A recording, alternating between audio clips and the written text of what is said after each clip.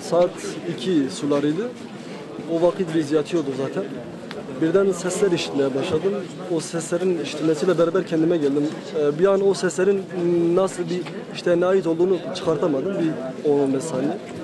Daha sonra Biji Serok Apo sesleri yükseldi bahçede. Hemen pencereye koştum. Pencere açtım, bir 10-15 kişi vardı. Tam hatırlamıyorum. Yüzleri hepsi puşiliydi yani. Eşkalları tek vardı, yüzleri görünmüyordu. Onlara seslendim, çıkmalarını istedim buradan.